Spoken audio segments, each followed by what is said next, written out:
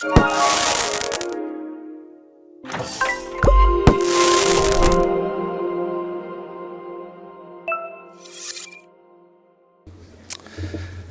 everyone, and welcome to the third part of this Art in the Age of the Metaverse conference. And this part is called Virtual Memory and Physical Storage. My name is Arthur Steiner, and together with Leonardo, we're Memory Gems. And today we have a keynote speech by Morehshin Allahyari. And after that, Chao Tayiana will give a short keynote. And then we'll have a panel discussion with Kevin Bray. I'm going to now introduce Morehshin. Morehshin Allahyari is a New York-based Iranian Kurdish artist using 3D simulation, video, sculpture, and digital fabrication as tools to refigure myth and history. Through archival practices and storytelling, her works weaves together complex counter-narratives in opposition to lasting influences of Western technological colonialism in the context of Southwest Asia and North Africa. I love that, also geographic connotation. Her work has been part of numerous exhibitions, festivals, and workshops at venues such as New Museum, MoMA, Centre Pompidou, a Venice Biennial, and so on. Please give her a warm applause.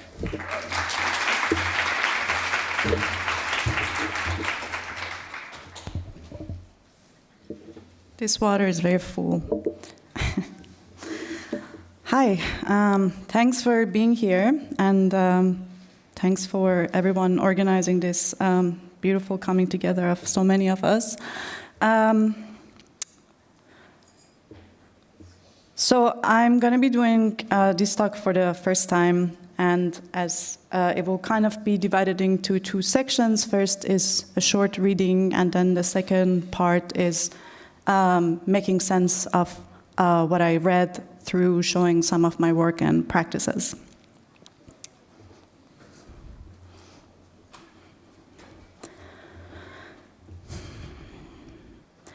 Does power lie in the openings or enclosures? Or is it in the attempt one makes to decide? How is it possible that a word can carry such contracting feelings, to be good and evil at once? Extremely greedy and utterly generous side by side. Closure as of the end to something, termination, as of shutting down, closing off, as of the condition of being closed. Yet closure also as of something settled or resolved, something we have grieved, have come to peace with, an often comforting or satisfying sense of finality. Did you know sometimes closure can look like an opening? That sometimes an opening is in fact a closure. Did you know my mother was the last person who heard herself inside my VR video? My grandmother only knew how to count her fingers. Did you know I made a piece about my family and no one understood what it said?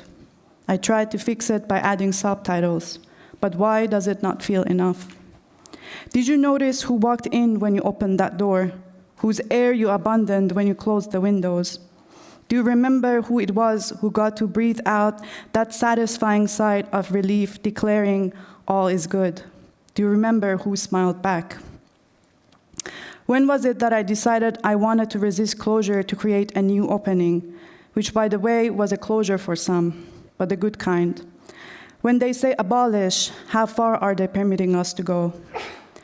Did you know I learned to trick an algorithm that was trying to trick me?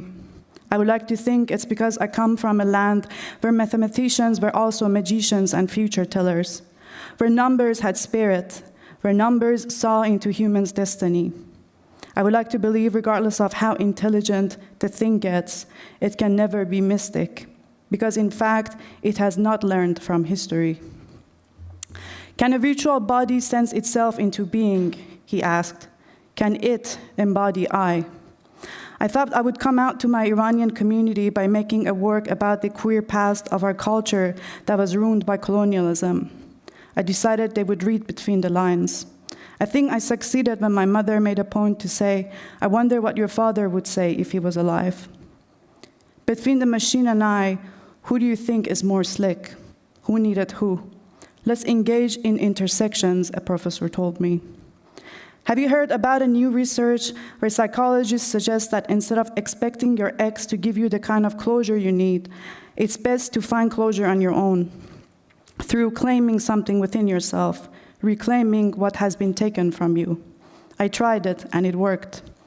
Have I mentioned they wanted to make me sign a contract to use the images of the past, of my own culture, my own people, my own history? They said, sign this and credit us. But I found a gateway into what some call a system. In English, people would say she cracked the code. I disagree. I think I tried to heal it. Imagine the lives we would be living if we weren't so obsessed with breaking. I think I might have forgotten to tell you about the helpless days I found myself at the mercy of Elon Musk. When he had promised he would send Starlink, his satellite internet service, to Iran, where the government had shut down the internet and access to social media platforms after the killing of Mahsa Jina Amini.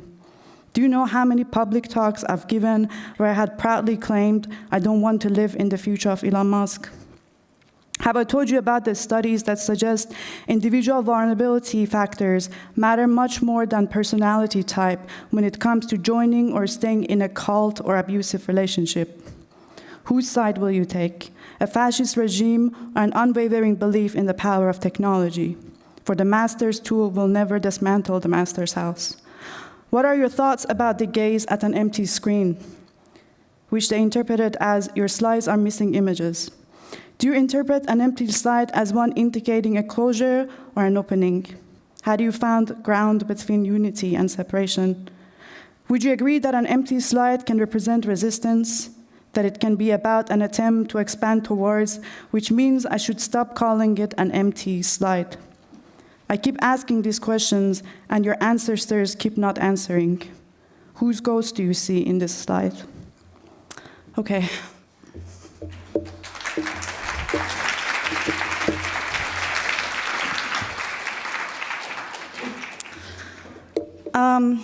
Okay, switching to this kind of presentation of some of my work.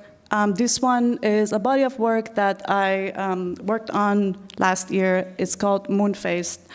And in it, I was looking at the history of Qajar dynasty, which is around 350 years ago in Iran, which this time is known as a time that gender presentations and notion of beauty are very much non-binary. The name of this piece, Moonfaced, actually comes from the very common way of defining beauty in Persian poetry, which is Mah Talat in Farsi, where to define both beauty for men and women, they would use this word moonface in poetry. But then as time passes, you see that kind of changing, and in a contemporary format, you would never call a man who's beautiful moon-faced. The similar thing kind of happens with images in Iran and portraits and painting portraits specifically. These are some of the images of women of the kings during this time that were known as some of the most beautiful women, and as you can see, they have mustaches and unibrows, and even if they didn't have some, they would draw more of mustaches and unibrows as a way to present themselves as more beautiful. Similar thing with men and the beauty of men, where if men had kind of thinner waists, they would be kind of presented as more pretty, which now perhaps, again, in the contemporary way of thinking about beauty would be considered, feminine. So I did this project where I worked basically with this library of VQGAN and CLIP, and to a little bit continue this history of what happens with these portraits. As you can see, these are some of the on that side are some of the portraits of different figures from Qajar dynasty, and one thing that is very apparent from the beginning of 19th century to the end of 19th century is that as time passes, these portraits start getting less and less kind of genderless or queer or non-binary. And there's a lot of studies and kind of trying to like analyze what happens from the beginning of 19th century to the end of 19th century, what changes this kind of presentation of gender in Iran. And one of the main things is actually the effect of Westernization. This is a time that Iran is going through modernization, and Iranian painters start to get much more influenced by European painters. So they start to kind of want to show the beauty of a woman and a man similar to how it's portrayed in the paintings of other painters in Europe. Plus, camera technology for the first time enters Iran, so kind of there are different ways of relating to realism in a way that previously was not the case. And I work with this system, with this VQGang Plus clip, as a way to basically repair this history of colonization of Iran, the loss of this non-binary queer gender representation. So.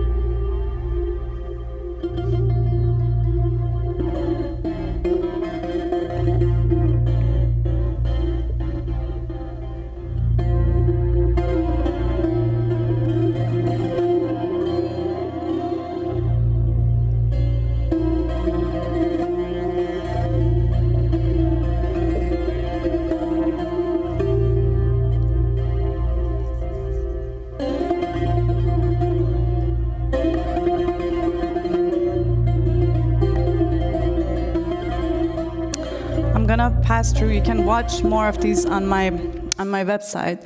And this is kind of more of like a physical presentation of this work. One thing that I really like about kind of approaching virtual or digital practices is personally is how to find also like physical presence of the same work in different formats. And here I'm kind of presenting it as a way that traditionally a lot of these portraits were like framed, whether with mirrors or in this like dome shape. So that's a video presentation of it.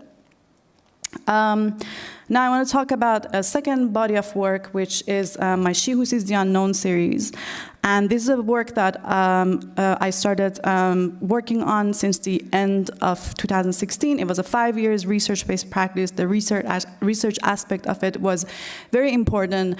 I was trying to find stories of mythical, specifically monstrous jinn figures that were kind of underrepresented or forgotten within Middle Eastern and North African manuscripts and ancient stories. Growing up in Iran, we have so much like poetry and literature, and that's like such an important part of kind of how we encounter with the world. But one thing, that was always kind of like something I was like thinking about and questioning was that all these stories were mostly about these male figures that were like known as figures with powers that could, possess situations or, kind of win all the battles, et cetera, et cetera. So I was like looking for stories that were either about like female or like, again, like genderless queer figures.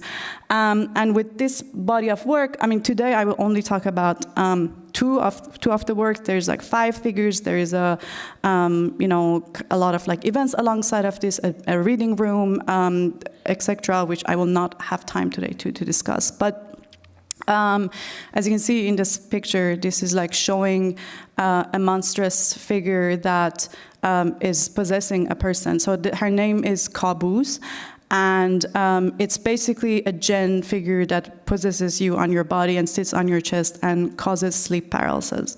I don't know how many of you might have experienced sleep paralysis, but it's very scary. It's where your body feels numb, your brain is still like working and functioning, but like you can't get up or scream. So I kind of was interested in the story of Caboose as I was working on a body of work about intergenerational trauma, about war, about childbirth, and kind of the nightmare that comes with that. But as I was also, researching this creature in different cultures in the Arab and Persian manuscripts, I was also like reading a lot of like scientific papers about why this thing happens, why you experience sleep paralysis.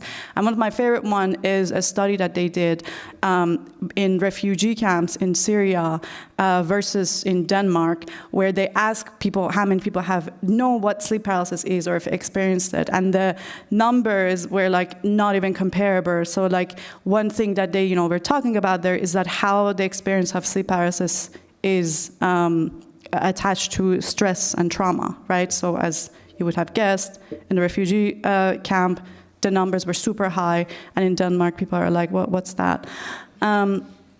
And so with that, as I said, I was trying to like build this like virtual world, virtual experience, specifically also focusing on public bathhouse, or hammam, as we say it in Farsi, and the architecture of that, for two reasons. One, because jinn, which are these like spirits, you might know the English word as genie, that you can befriend or you can use to possess other situations. They're known to be spirits that like to show up in dark and humid places. So a bathhouse is a perfect place. And there's a lot of stories, every day-to-day stories about different people's encounter with the jinn, but specifically in bathhouses. And second reason is because of kind of the social aspect of these public bathhouses back in the day, where women, people didn't have private showers, so they would go to a public bathhouse once or twice a week. But especially for women would gather and come together to, hang out for hours and sing and gossip and probably find a husband for someone. But I kind of wanted to then tell a story of my grandmother, my mother, myself, and an imagined monstrous human daughter, with the premise that the only way to break the cycle of intergenerational trauma is to birth something that is non-human. This is just the process of working on it. And then it comes with an installation with the two sculptures of figures that I call the right witness and the left witness. And as you walk into this space, you lie down on a bed and put the headset on, and then you get taken into a place where you actually see Caboose. One thing that I like to do with the technologies that I use is to try to kind of figure out other ways that it can be used and experienced. So, I feel like a lot of VR experiences is about like going into a VR headset and, running around, clicking on things, moving. And for me, I wanted this experience of almost feeling possessed and being like still, and like these stories then being told to you. So we would ask the person putting this headset on to only like look right, left, up, and not move around. And I'm going to show you just a little section where it's like my mom's voice, her reading from her diary, just because I talked about it at the beginning, and I won't have time to show more of it, but feel free to check it out on my website again. Is this playing?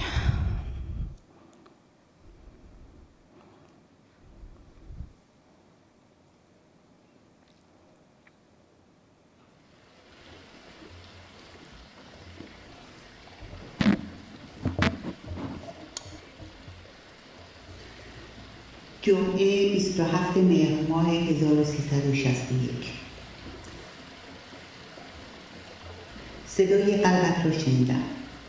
صدای خس و خس می‌داد و من از دکتر پرسیدم که این صدای چیست و گفت که بچه‌ت دارد می‌خندد. بعد گفت که این صدای قلب توست.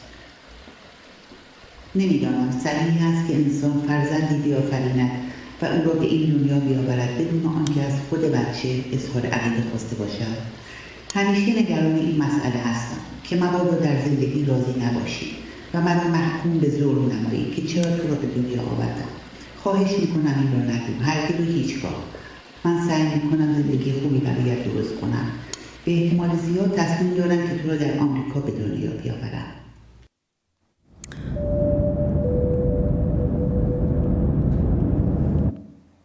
Okay, now I'm talking about another figure. This is a recent work that I was commissioned for the Denmark Museum of Contemporary Art to develop a digital sculpture and an AR piece. And this was one of the figures and spirits that I had been wanting to work on. Her name is Zobea, and in Arabic, Zobea means whirlwind.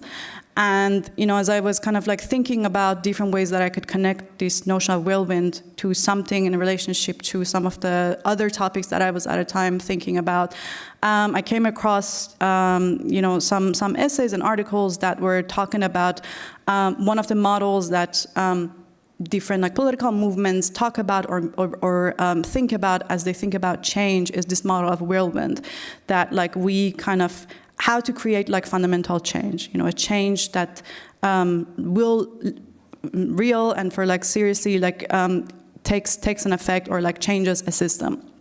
And so I kind of use this idea of the whirlwind as this figure, this gen that as you possess or that possesses you or you bring into being can create change. But that is only possible if then there are humans who are helping with also the change.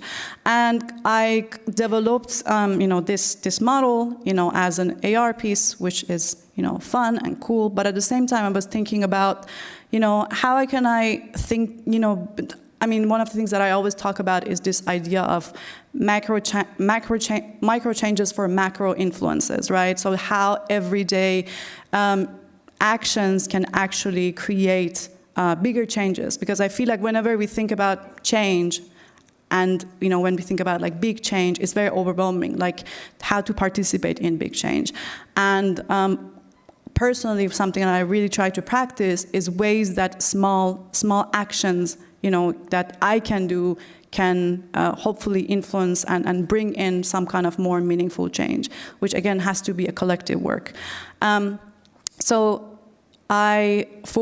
For you to access this actually model, when you go on the website to download it, you're asked to agree to a series of terms and conditions. So I'm gonna just read a little bit of it. This project invites you to agree to the terms and conditions provided in it and to submit a response as a form of microactions that you will promise to carry. Your response then will be archived in the comment archive on this website. Contributions will be viewable publicly, etc. And to show you some of the things that people are agreeing on,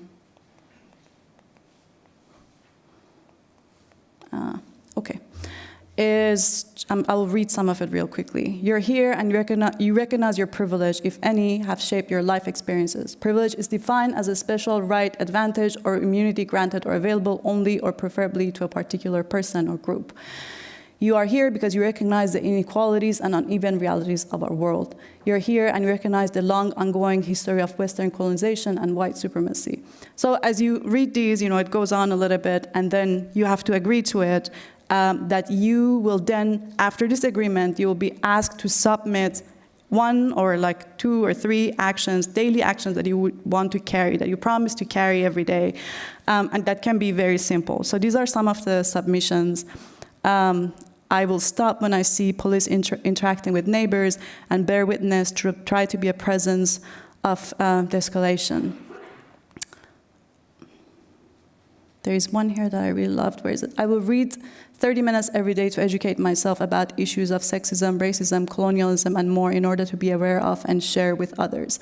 So, as you can see, there are a lot of different ways that people were participating or thinking about, again, this idea of micro actions for macro influences.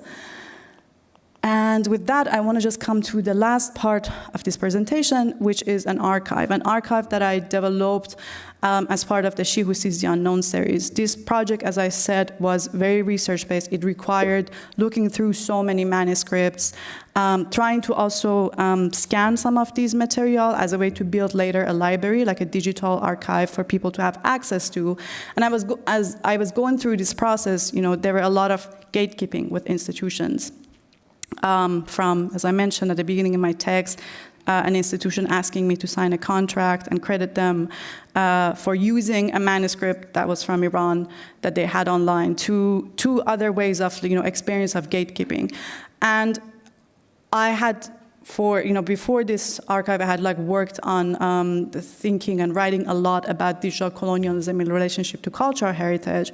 So as I was building this archive or building a platform for an archive, I was thinking, how can I actually build something that can turn around these power structures, right? We talk about open source, and we think open source is always good, inherently good. But what if you want to protect knowledge while you give access to knowledge? Is that possible? And I think we talk about these words of decolonization a lot. It's a buzzword that gets passed around. But in practice, how can we actually build platforms or systems that can allow that, or at least make someone ask questions?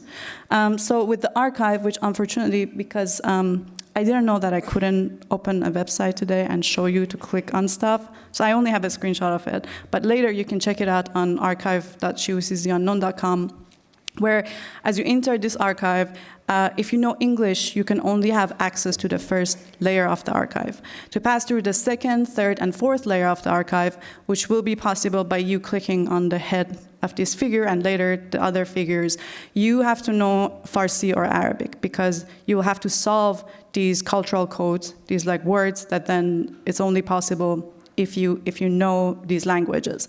Or, you can cheat the system, obviously, by having your friends tell you. You can't cheat the system using apps that translate, because when we were working on that, we made patterns that make that impossible. But obviously, it's kind of this way of thinking about, again, notions of access, notions of a history of colonialism, and coming up with ways that we can interrupt these systems that for way too long have been normalized as ways that we can have access to knowledge, and then our cultures and histories being access to or being available to other places that have been colonizing it. I'm going to stop here. Thank you.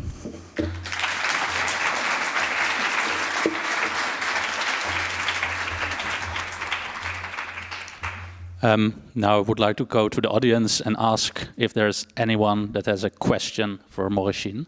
And thank you so much for the great presentation. Thank you.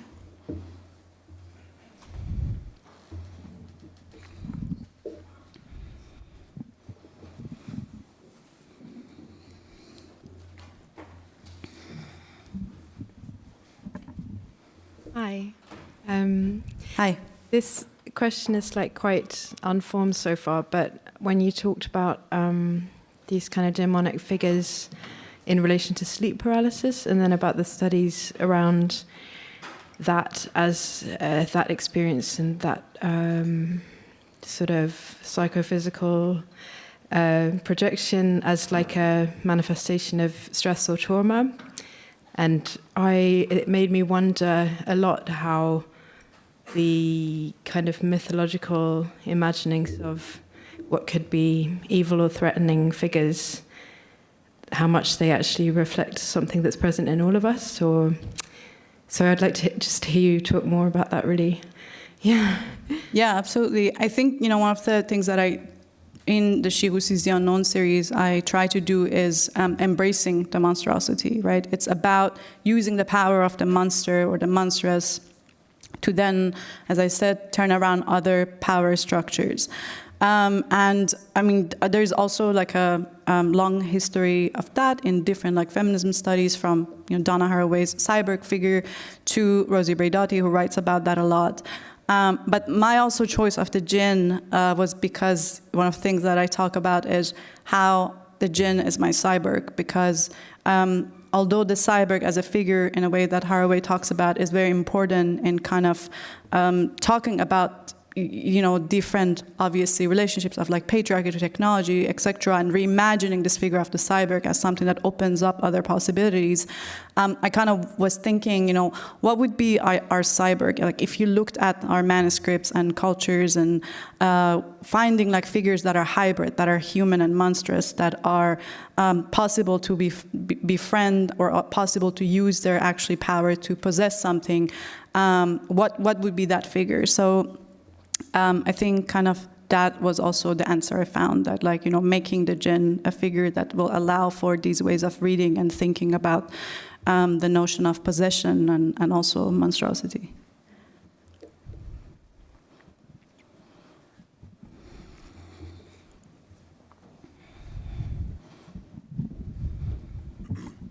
Thank you so much. That was really incredible. In my own personal journey, I've been kind of exploring AGI, and as a result, have had kind of this ground-shaking and kind of life-altering moment where it's really brought a spirituality into my life. It's made me kind of reconsider consciousness. And I'm not sure if it's too personal, but your work really kind of explores this spirituality in your history and technology. And I'm wondering if it has shaped your idea of consciousness, or if it's informed any of those things, and if you want to share. Yeah, absolutely. Thanks for that question. I think I kind of always like to find ways that are, either like poetic or spiritual into either technological tools or the way that we tell stories around those tools. Somewhere in the reading that I did, I talk about how the mathematicians, especially in the Arab and Persian world, were magicians also. They used numbers as a way to like then come up with, there was astronomy and there was astrology, and then the astrology would be the way that they would use these numbers as a way to predict future, as a way they would get hired, like kingdoms had astronomers and astrologists who they would hire as a way to help them, whether they should go to this war or not, whether they should like plant seeds or like do like this kind of farming or that, whatever, kind of like making those day-to-day decisions, because it was part of how, as humans, we connected to the world. And then,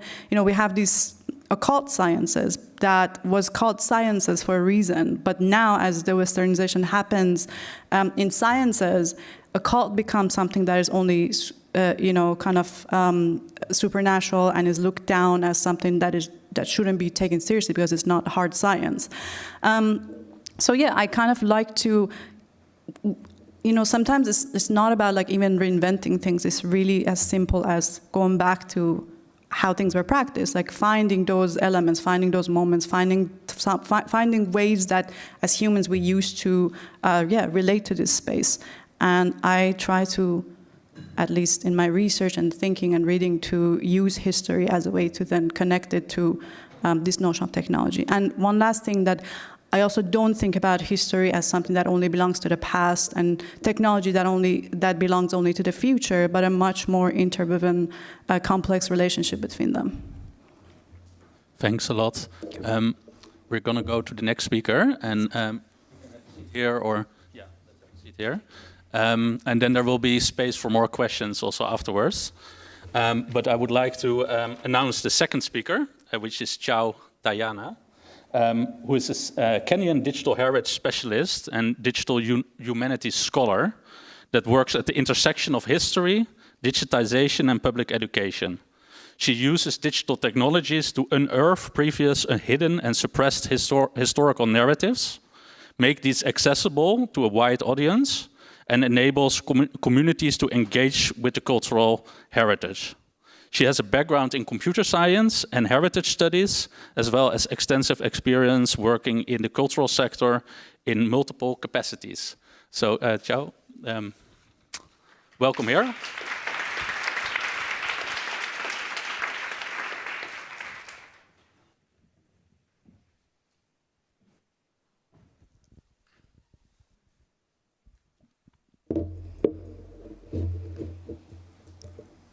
I'm just setting up.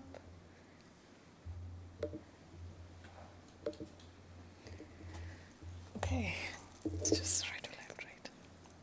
Okay, yes, it's working. Hi everyone, as you've heard, my name is Chao Tayiana. I'm a historian and I work within the space of memory and digital heritage exploring how African history is accessible to audiences, particularly history that has been suppressed, silenced, or erased due to a combination of many things. So my talk today centers on my experience working with museums. I work with museums in different capacities, mostly to help African museums understand the role of technology and their place within a digital landscape, as well as intersecting that with public audiences and what memory making can be if it is collaborative, if it is a shared practice. So when Mark Zuckerberg announced the Metaverse, he said something along the lines of, I want to share what we imagine is possible. And so my talk today doesn't, I have 10 minutes, so I won't be able to focus on one particular project, but I ask very broad questions around access and possibilities, particularly through the lens of what is fictional and what is reality. What does this space that is digital, that is infinite, yet scarce, what does it mean within the context of history and memory making, and particularly knowledge production? And finally, what possibilities and imaginations are enabled through these kind of digital infrastructures? Okay. There. Okay. So one thing that has come up today really is a question of space. And I'd like to pose a question before I begin, which is, where does the metaverse begin? What is its base and what is its center? Particularly as we speak of this in a kind of infinite, limitless capacity, does the metaverse have an edge? Does it have a hard start? And is the start the infrastructure, or is it the people, or is it the narratives and the content that exists? We've talked about the future a lot, but I'd like to pull us back a little bit, as Morehshin has rightfully said, that history and future, past and present, do not exist separately. Rather, they're intertwined in very complex ways that still inform our realities today. And so if the metaverse is there, just by that blue curtain, then I'm standing somewhere here, and I work with history that's, let's say, somewhere there. But in the span of this digital life cycle, I work with museums to digitize their collections, to make this available online in a holistic way, but to ask very hard questions about what digitization actually means. We work a lot in form of 2D material, 3D material, as well as archives, photographs, videos, and the likes. And the work of making, or rather producing this material and putting it online, for me is really a question about understanding who the material seeks to represent, but also who it silences. And the awareness that when we move this material onto digital spaces, from here to there, that material carries the same biases, the same violences that are inherent within the material, that the medium does not change what the material tries to say. So my question around where does the metaverse begin for me is also around the metaverse beginning in relation to history, in relation to historical production, and the ways in which we use historical sources. I particularly love this quote by Julieta Singh, who says that the archive, it must be noted, is also your enabling fiction. It is the thing you say you are doing well before you are actually doing it, and well before you understand what the stakes are of gathering and interpreting it. And even as we use history as a means to understand what has been, we are also envisioning different futures and possibilities for ourselves.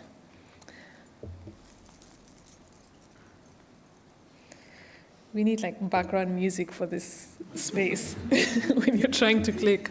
So I talked about the future, and one thing that I hear a lot when I'm working with museums and archives, particularly on the African continent, is that we fear we are getting left behind. This is a photograph from the Ghana National Archives, and this other photograph is a photo from the UK National Archives.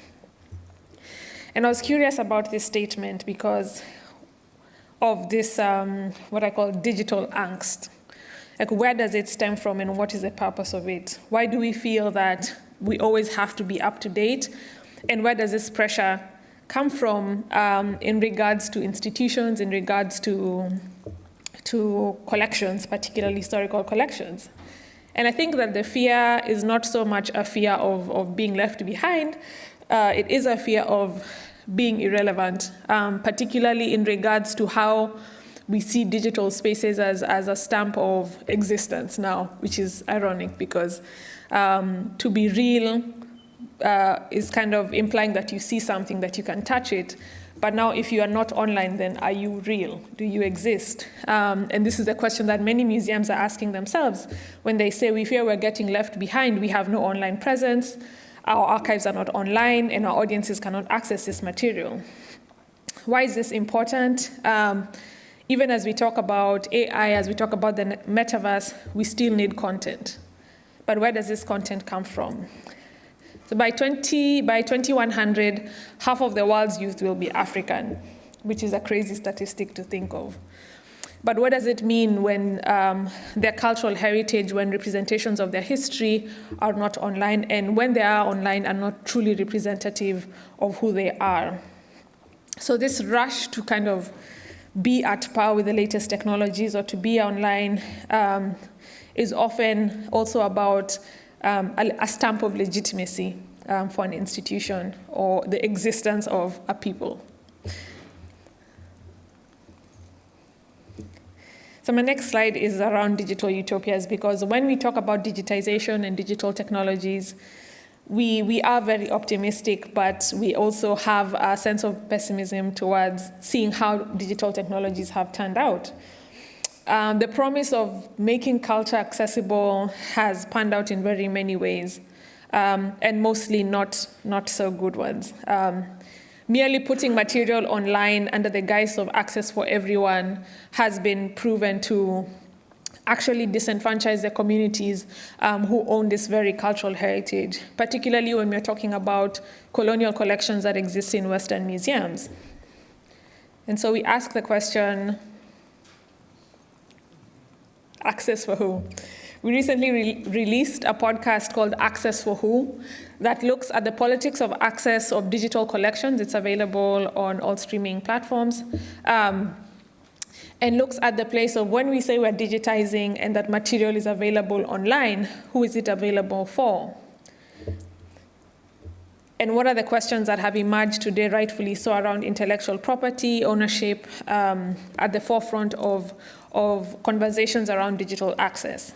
So as we move into this space where the internet is immersive, the biggest challenge that we are facing, and I think Michaela answered this question in her keynote speech, is what is the metaverse and what is it for?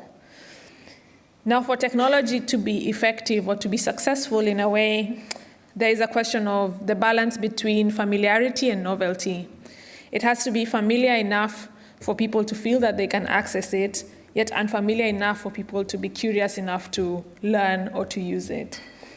How do you create this connection and familiarity within a space that is very representative of systems that have marginalized majority of the world's population? So for me, the question of access, the question of inclusion is both internal and external. By this I mean what takes place outside the metaverse and what takes place within the metaverse. These are things that need to be answered and questions that we need to have. If we look externally, we are saying who has access to the metaverse, what kind of technologies do they need, who gets to contribute, what are the barriers and the costs of entry. Internally, what is available within this space, what narratives are most dominant and present, what room is there for expansion, particularly of different narratives and different actors.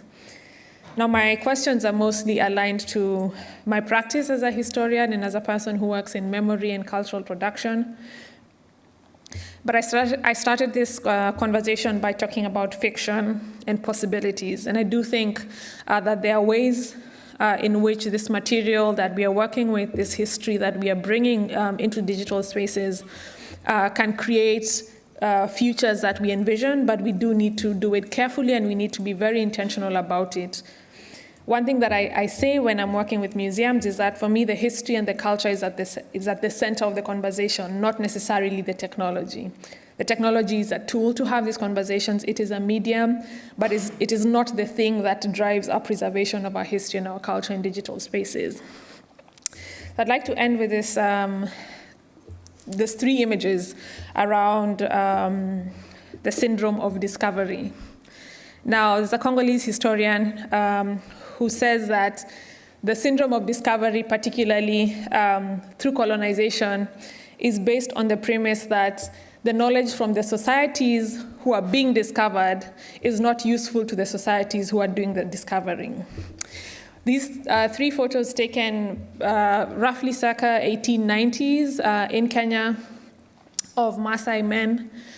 Recently, we were working on a digitization project in Nairobi, and we found a crate, a dusty old crate full of glass plate negatives, and these three photos were were part of this crate. They have no captions. You do not know who is represented in these pictures. And I think it speaks very much to this work of kind of excavating the past and encountering this material on digital spaces, that we are not also accessing material that is contextual to when it was taken and when it was produced, particularly if it was produced by foreign actors.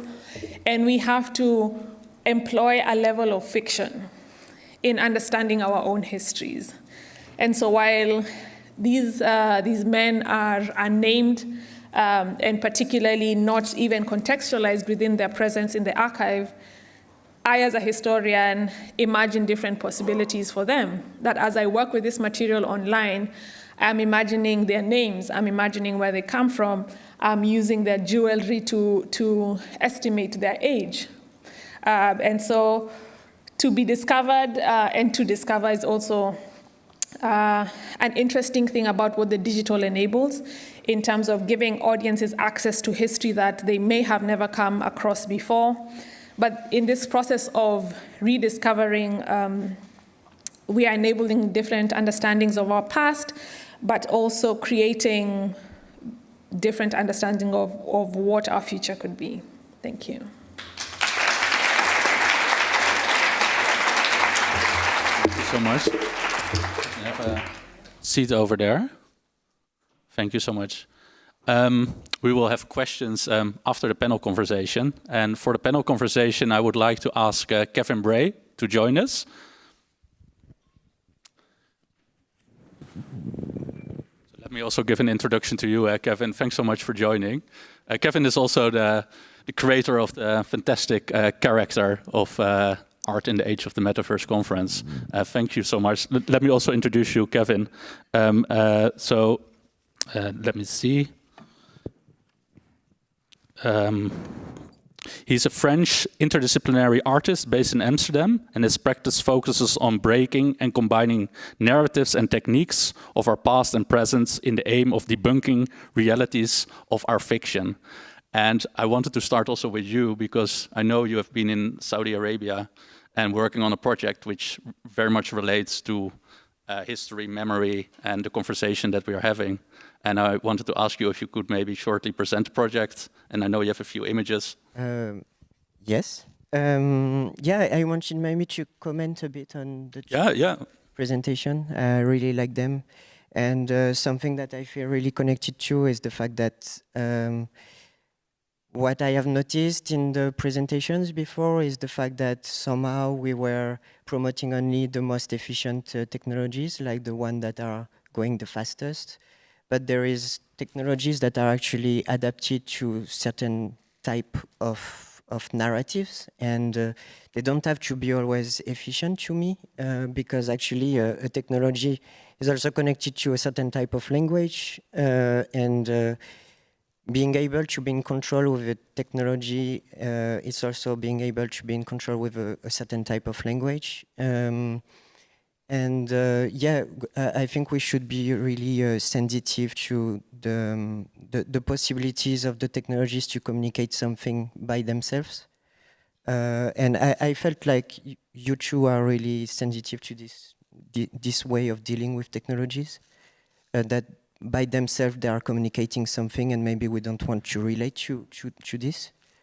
And yeah, after about Saudi Arabia, I got lucky enough to be invited for 6 weeks to do a residency there. To be honest, I don't know anything. I didn't know anything about Saudi Arabia. What I wanted to do is actually to learn from there and to meet real people from there, and to maybe avoid judging places from their geopolitical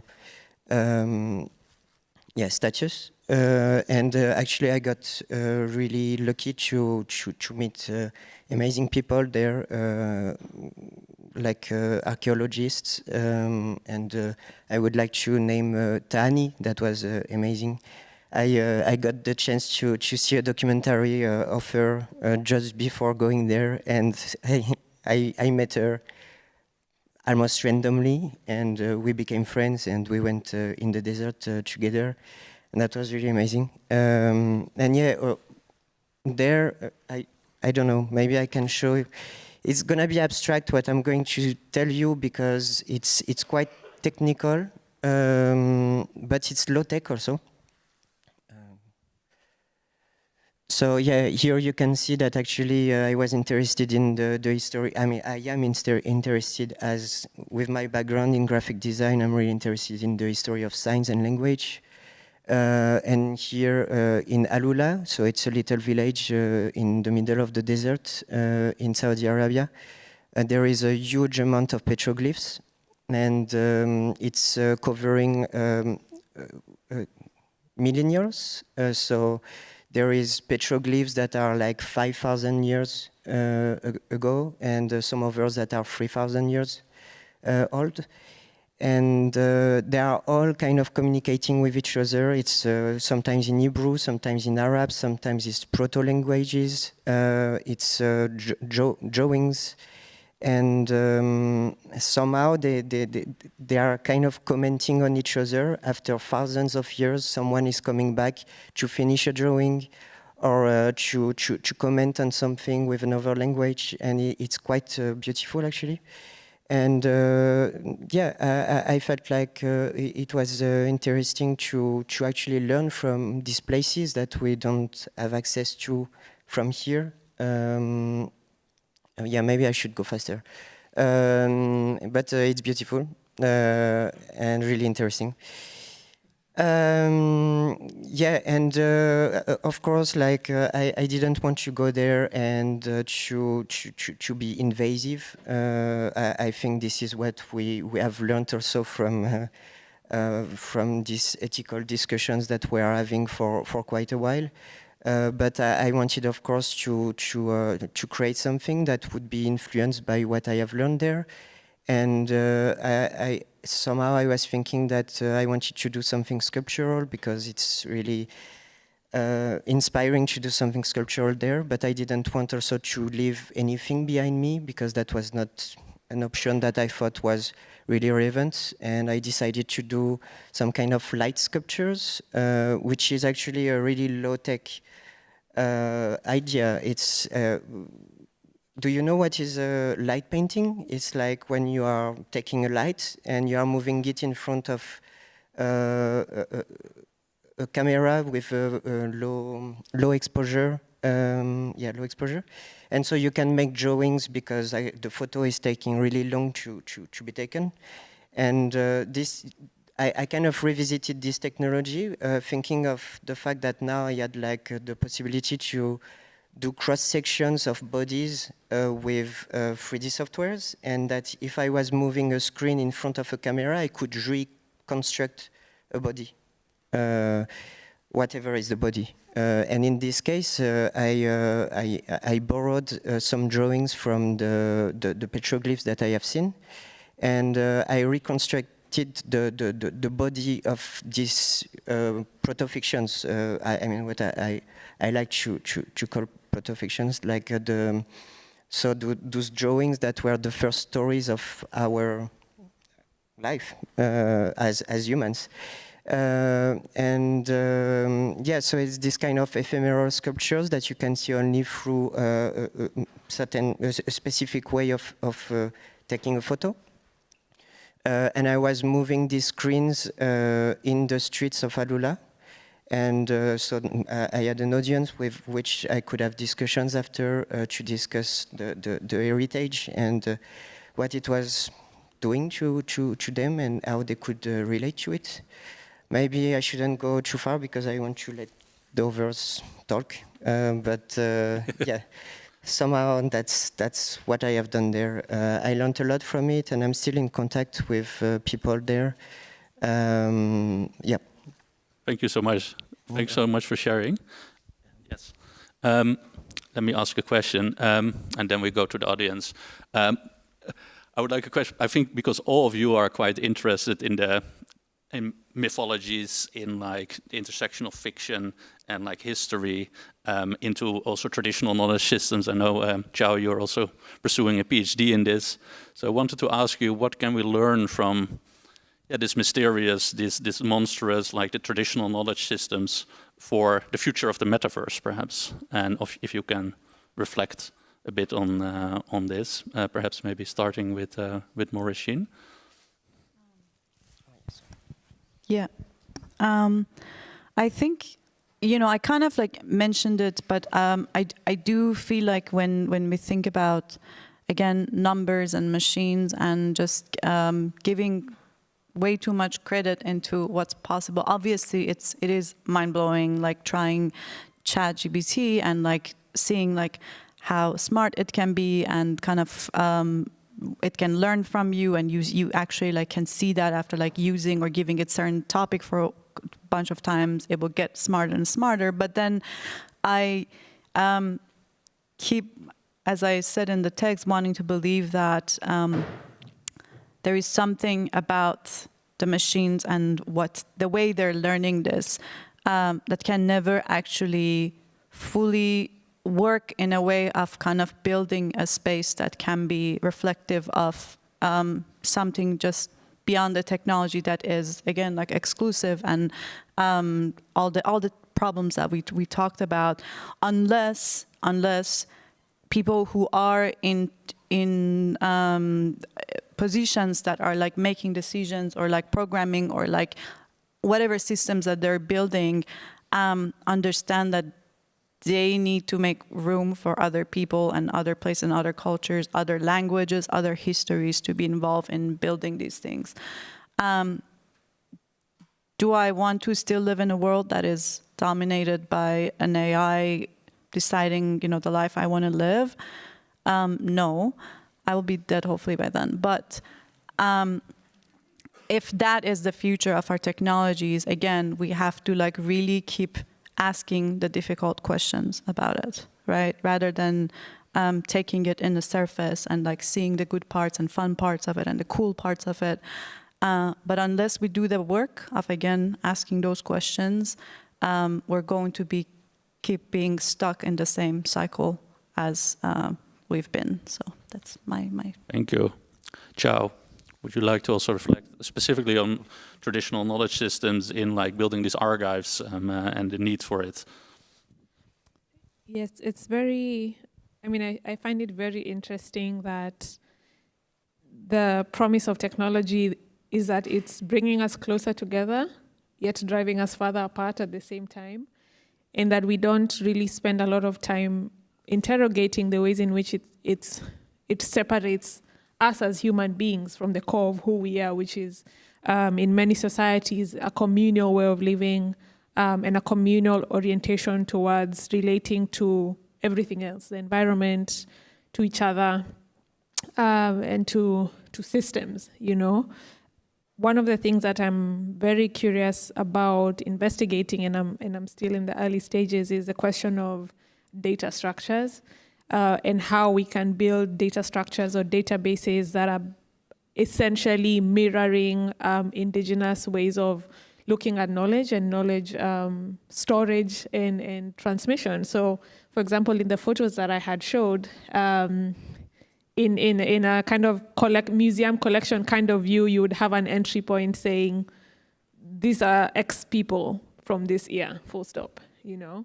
Are we able to take this information and understand what's in the background of the environment, what's in the jewelry, what's in the dressing, what's in holistically looking at our cultures from this perspective, but also how does technology, which is supposed to be the place where anything is possible, how is it only limited to certain ways of viewing people and the world, you know? And I really am interested in pushing the boundaries of that. So one thing that I wanted to mention that probably didn't come out in my talk was the question of erasing human labor, and how so much of progress into the future in digital innovation is about making the human beings who are the core of this work invisible. A couple of weeks ago, a story broke in the Times, I'm not sure how many saw it, around a company in Nairobi that was essentially paying people to moderate, to check, what do you call it, tagging information for ChatGPT when it was in development. And we have young Kenyans who are being paid less than $1 an hour to look at extremely violent content, because the AI does not have the capacity to target itself, to look at this extremely violent content all day to target and to be paid peanuts, you know. So the ethics of this conversation on innovation and technology should also be around recognizing that so much of the labor that is used to uphold these systems often comes from the global south, where people are not paid fairly enough to for jobs like those. And why is it that for us to feel like we're moving forward, we have to feel like we're getting rid of human intervention? Like, where does that stem from, and who does it serve? Thank you so much. Kevin, would you like to react also shortly? Yeah, no, I think it's really true. Also, I mean, there is also like this question of labor on both sides. Like, there is the labor to make this technology work that is devalued, and also the labor of making something with this technology where the efficiency is always promoted. For instance, when you are making an image on Balie or Stable Diffusion, I don't think as an image maker that the labor of making the image should be erased and that it should be devalued. The labor of making an image is also the result of the image. And so there is this both sides, like, so the labor is devalued on both sides. And I think it's a bit of a problem, because this is also like this relationship that we create with the technology that gives also sometimes a better output. Yeah, so yeah, I completely align with that. Thanks.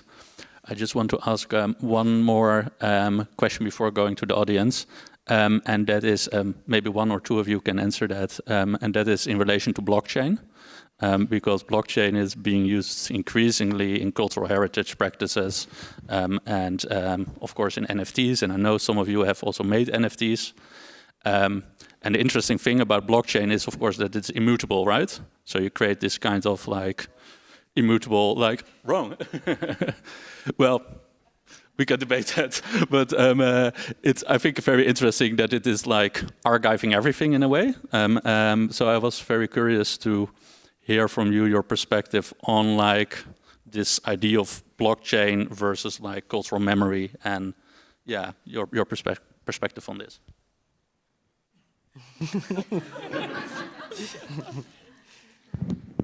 I want to hear you.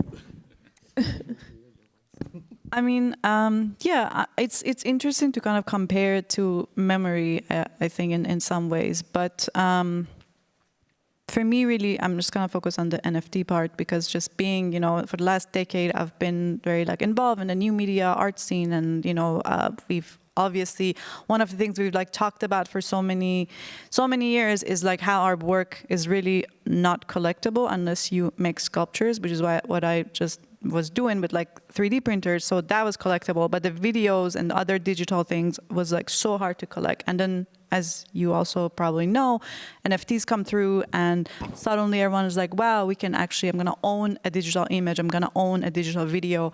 And that market completely like shifts.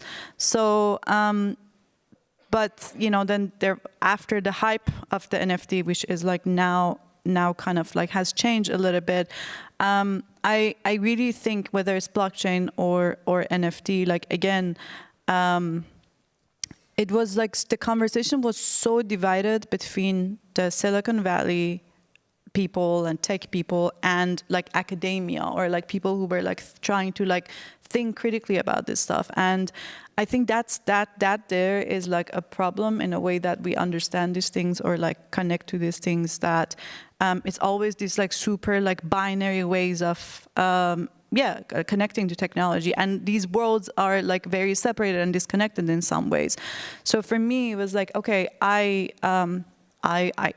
see myself as a critical thinker of technology, but if I want to like the moon phase stuff, actually, the irony is that I used an NFT, like I sold them in an NFT solo show that I had, and I used the money to fund a film that I'm working on, which is about, currently working on, which is about the history of scientific tools and technological innovations in the Middle East that is forgotten, that had during the Islamic Golden Era, that had a big influence on, the development of Western sciences. So it's kind of like weird also like using something like that to talk about NFTs, or like selling NFTs that I have like critical thinking around, to then pay for something that I want the world to see. That's how I justify just selling the NFTs. I'm putting it in good places. But yeah, I think I just have a complicated relationship to it in that way. Anything else? Thank you so much. Chao, would you like? Perhaps very briefly, I think on my end, one of the things that is going to be a conversation more and more is the question of legitimacy, particularly around the fact that people can now create histories. Like, how do you ascertain that an archival image is actually legitimate? If you can create a prompt to say, create a prompt based on a certain event that took place in the 1940s, we are seeing how history is so charged at the moment and is being used in such a violent way. And so there's a deep fear that I have, and I think in many ways blockchain can be a way for museums or people with archival collections to kind of trace back the authenticity of an image. We're also seeing deep fakes, and it's very scary as well. So you can imagine like fabricating an entire oral history of something. So that is a possibility, in as much as there's this excitement as to the futures and the imaginations that we can create, but the past is going to become, I think, a battlefront in very many ways: politics, policy, climate change, that we are going to be relying heavily, and we are relying heavily on historical material. But what happens when this material is not authentic? And that's a big possibility more and more. Yeah. Thank you so much. I would like to now turn to the audience. If there are any questions, to one of the speakers.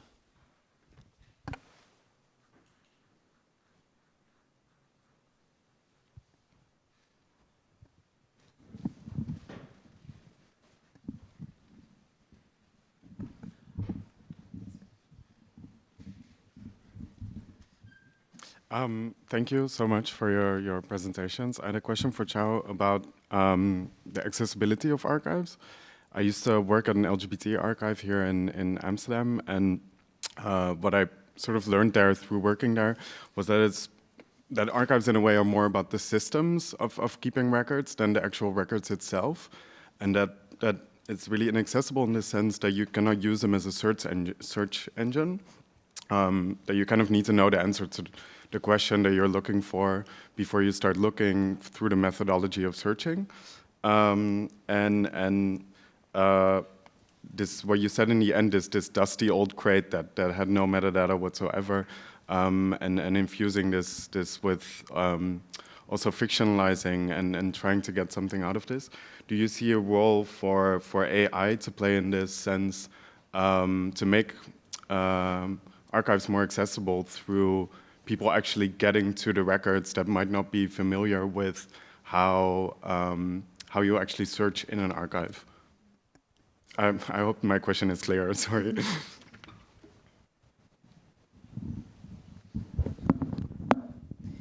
Thank you for that question. It is very interesting because one of the things that I have found is that when we do a lot of digital work, digitization, particularly of archives and collections, we assume that because it's online, it can be found.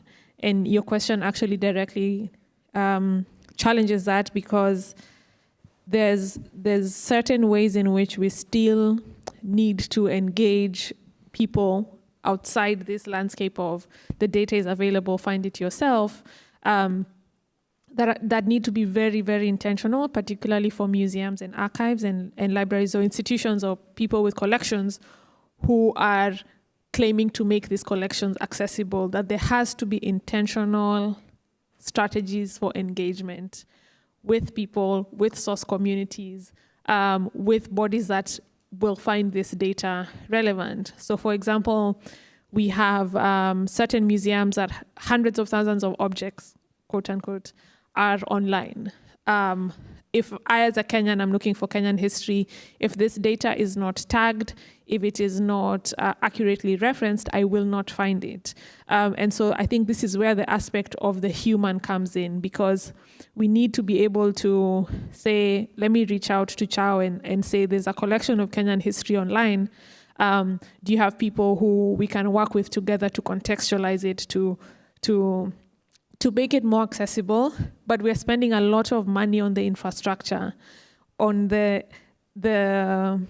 beauty of the latest camera, and we won't even put 200 euros to reach out to someone and ask them to help contextualize a photograph. And so this is a challenge that I always pose to museums and archives, particularly museums and archives that have the resource to invest in human connections and interpersonal relationships with people whose history is actually trapped in these databases, right?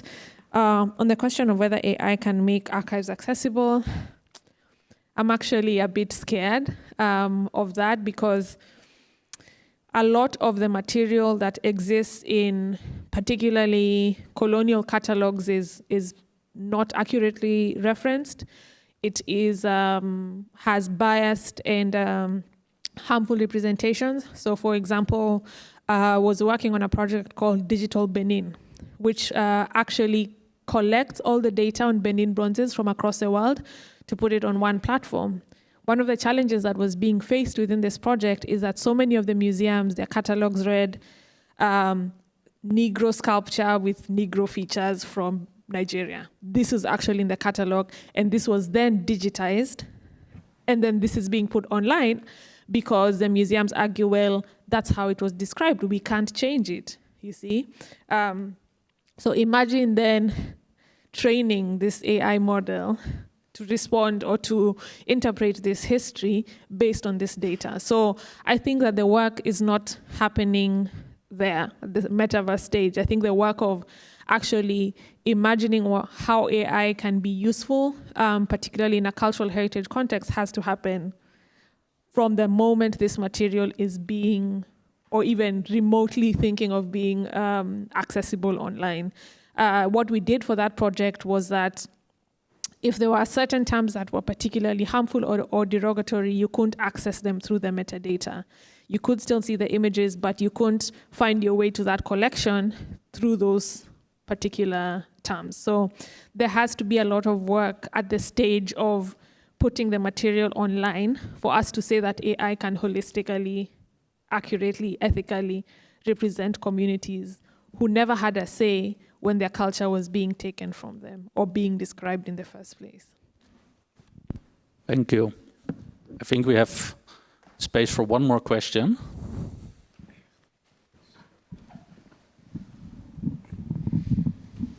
Thank you. Thank you for the insightful and intriguing presentations.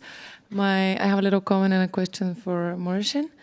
So having to know your practice for some years now, my observation is that you freely move through mediums and explore your ideas and sensibilities through some new tools, technologies that are coming around. And so my question was like, is there currently a tool, technology, or a network that you don't want to engage with or explore, and what are the reasons? And if we're to speculate about a future, what would be a future technology that you would like to, that you would say, no, that's too much, enough, and for what reasons, besides the obvious kind of ethical problematic issues that can arise? Thank you. Yeah, thank you. So, I mean, I think I never look at technology as like technology for technology's sake. I use technologies or specific tools in the work that I make because it's only that technology that can give me what I want, whether like as a result, like aesthetically, or in a way that I want someone to like connect to it, right? So the VR piece that I made, I like wanted to use VR technology, for example, because I wanted this idea of being in like a nightmare sleep space, you know, and I wanted something that would feel immersive, that would also feel perhaps like overwhelming, and you put it on and you like lie down, and there's no other medium that I could use to like really convey the feeling that I wanted to convey, you know. So I feel like any other technology that I've ever used like really comes mostly to like this way of thinking about why is it this tool that I'm using, right? Why not something else? When I was using 3D printing or 3D printers as a process, for example, I was also engaging with the machine, the 3D printer, as this machine that will allow for documentation, for building archives, for this idea of layer by layer, something getting printed against a destruction, for example, of the artifacts destroyed by ISIS, which was a project I worked on.